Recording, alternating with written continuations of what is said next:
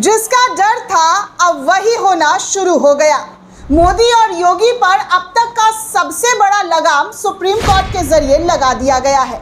जी हाँ दोस्तों, बिल्कुल सही सुना आपने। सुप्रीम कोर्ट ने राम मंदिर में जो हुई डकैती है उसको लेकर केंद्र सरकार को नोटिस दे दिया है, यानी कि जवाब मांगा है। जिन जवाबों से पिछले कई महीनों से बीजेपी सरकार भाग रही थी, विपक्ष को कोस रही थी, राम विरोधी विपक्ष को बता रही थी, वही राम भक्तों पर अब सुप्रीम कोर्ट का बड़ा वाला डंडा चला है।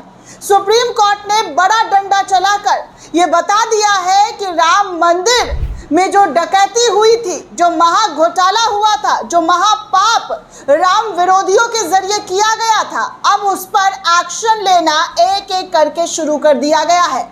आज का दिन मोदी और योगी कभी नहीं भूलेंगे, क्योंकि आज सुप्रीम कोर्ट ने सुप्रीम आदेश देकर एसआईटी रिपोर्ट जो है वो पूरी की पूरी कोर्ट में मांग ली गई है। सबसे पहले तो आप सभी को पता है दोस्तों कि जब राम मंदिर में चोरी का आरोप लगाया गया था विपक्ष के जरिए, अखिलेश यादव के जरिए, संजय सिंह के जरिए, उसके बाद तो इस पूरे मामले को दबाने की बहुत कोशिश की गई।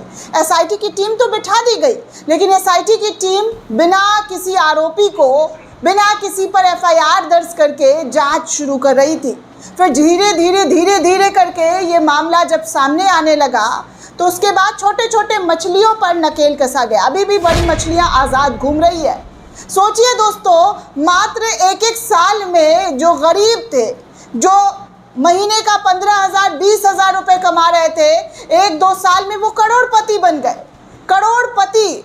आप सोचिए कि कितना बड़ा लूट हुआ है इस घोटाले को लेकर। लेकिन सरकार ने हिंदुओं के दिमाग के साथ खेलना शुरू किया, हिंदुओं को पट्टी पढ़ानी शुरू की है। उस बात पर भी जाऊंगी, लेकिन आज सुप्रीम कोर्ट में क्या सुप्रीम आदेश दिया गया है, सबसे पहले एक नज़र स्क्रीन पर। दरअसल दोस्तों, खबर ये आ रही है कि राम मंदिर चढ़ावा चोरी को लेकर सुप्रीम कोर्ट ने एसआईटी रिपोर्ट मांग ली है।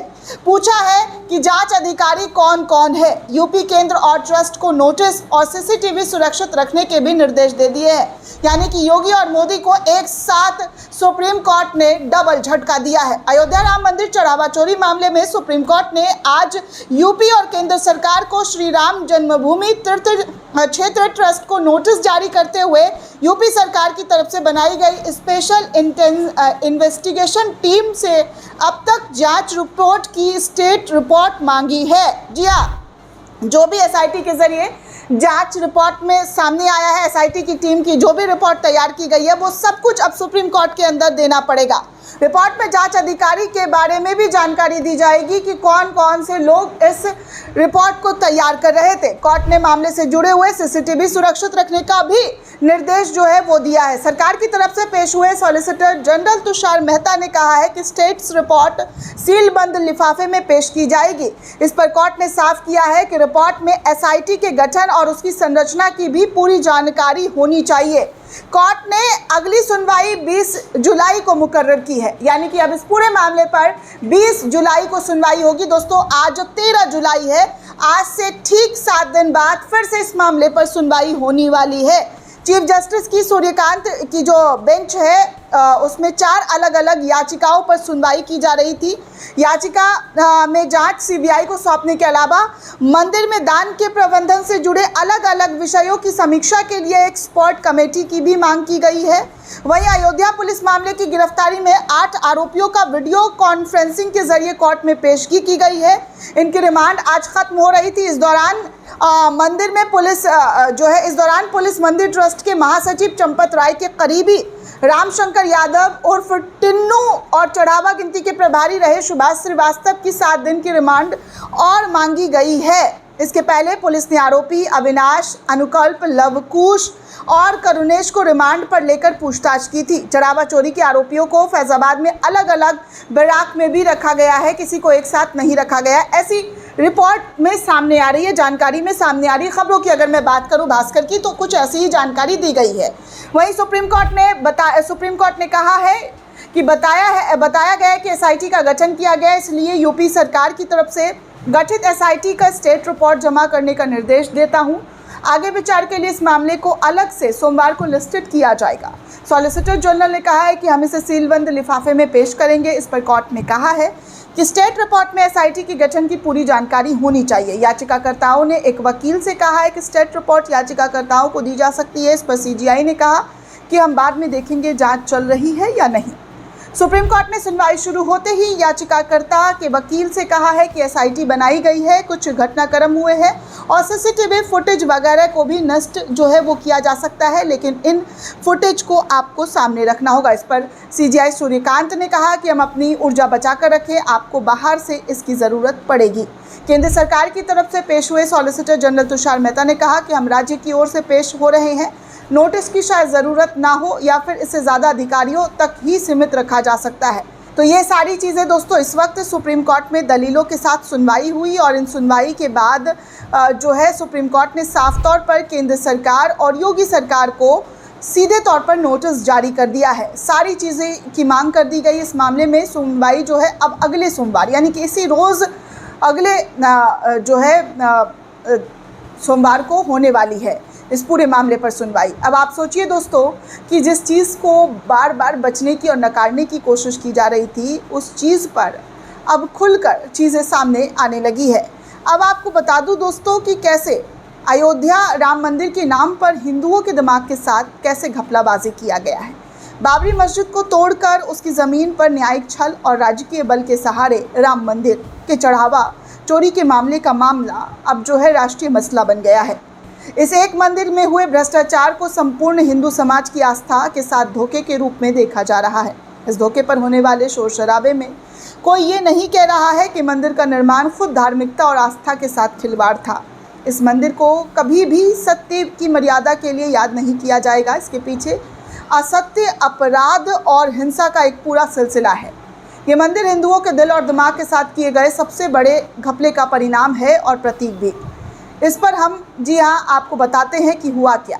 दरअसल दोस्तों कांग्रेस समेत सारे विपक्षी दल बाबरी मस्जिद की ज़मीन पर बनाए गए राम मंदिर में हुए भ्रष्टाचार के लिए भारत के प्रधानमंत्री को जिम्मेदार ठहरा रहे हैं।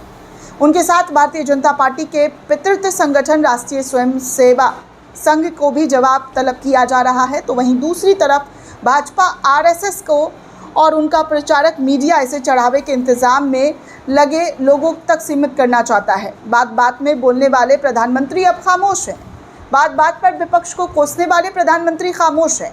हिंदुत्ववादी गिरोह में प्रतिद्वंदी एक दूसरे पर कीचड़ उछाल रहे हैं और एक दूसरे की पोल खोल रहे हैं। वो कह रहे हैं कि मामला मात्र चढ़ावे चोरी तक का नहीं, मंदिर के निर्माण, भ्रष्टाचार, ज़मीन की खरीद फरोख्त में भी जालसाजी और बड़े लोग शामिल हुए हैं जो आरएसएस और विश्व हिंदू परिषद से जुड़े हुए लोग हैं।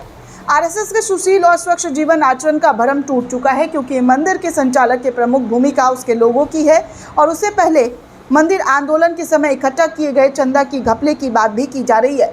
लेकिन आरएसएस अपनी आदत के मुताबिक कह रहा है कि औपचारिक रूप से उसका मंदिर से कोई लेना देना नहीं है। उनका काम तो मात्र हिंदुओं के चरित्र का निर्माण करना है और आरएसएस के द्वारा निर्मित इस चरित्र के साथ आगे वो क्या करते हैं, इसके लिए कैसे कैसे लोगों को जिम्मेदार ठहराया जा सकता है, ये लगातार देखने सुनने को मिल रहा है। यह अलग मसला है कि आरएसएस के सबसे प्रतिबंधित चरित्रवान स्वयंसेवक अपने जिन कृतियों के लिए जाने जाते हैं उन्हें सुचित्र का नमूना तो नहीं माना जाएगा, लेकिन नाथूराम गॉडसे से लेकर नरेंद्र मोदी तक पूरी सूची इस पूरे मामले में दिखाई दे रही है। जी हाँ, पूरी सूची जो है आरएसएस की दिखाई दे रही है। ये चरित्र छल कपट, अर्ध सत्य, घृणा, हिंसा, असत्य और अभ्यास के कारण हिंदू समाज के और उनकी संख्या के कारण भारत के नेता बनाए गए। किसी समय हिंदुत्व के सिरमौर और आज सर्वाधिक जो है जिस तरीके से लाल कृष्ण आडवाणी को भुला दिया गया, मोदी को सबसे आगे कर दिया गया, ये किसी से छुपा नहीं है। लेकिन फिर भी इस मामले में दोस्तों हर कोई अपने पलड़ा झाड़ता हुआ नज़र आ रहा है। हर कोई इस बात से अपने आप को अछूता महसूस करवा रहा है कि जैसे इनका इन चीज़ों से लेना देना नहीं है। लेकिन जब जब वोट का मामला हुआ, जब जब चुनावी मंच सजे, तब तब राम मंदिर के सहारे इन लोगों ने अपनी कुर्सियों को मजबूत किया। लेकिन आज उसी मंदिर में जो छल कपट की खबरें आ रही हैं, जो महाघपला घोटाले की खबर आ रही है, उससे मुंह मोड़ा नहीं जा सकता है दोस्तों। जिन लोगों ने अपने भरोसेमंद लोगों को बिठाया था, आज वो भाग क्यों रहे? हिम्मत है तो सामना करें। हर बार जवाबदेही तय करने की बजाय भागने से मसले का हल नहीं होता और जवाबदेही भाजपा में कभी तय हुआ ही नहीं है दोस्तों। ये बात भी आप जान कर रखिए, मान कर रखिए और उन करोड़ों हिंदुओं को भी समझना चाहिए कि कैसे उनके साथ खेल किया गया है, कैसे उनके आस्था का मजाक बनाया गया है। उनके साथ उनके आस्था के मजाक के साथ साथ जो चढ़ावा दिया गया उसका भी पूरी तरीके से इन लोगों ने ऐशो आराम किया, अय्याशी की है दोस्तों। और आज कुछ छिटपुट लोग बोल रहे हैं कि घर में चोरी होता है तो कोई इल्ज़ाम लगाता है। सोचिए कितनी बेहयाई के साथ इस तरीके की चीज़ों को काउंटर कर रहे हैं। और मीडिया वाले क्या कर रहे हैं वो भी किसी से छुपा नहीं है। ये पूरी रिपोर्ट आपको कैसी लगी हमें कमेंट करके ज़रूर बताइएगा। साथ ही साथ चैनल को ज़्यादा से ज़्यादा लाइक, शेयर और सब्सक्राइब करना बिल्कुल भी ना भूलें। शुक्रिया दोस्तों।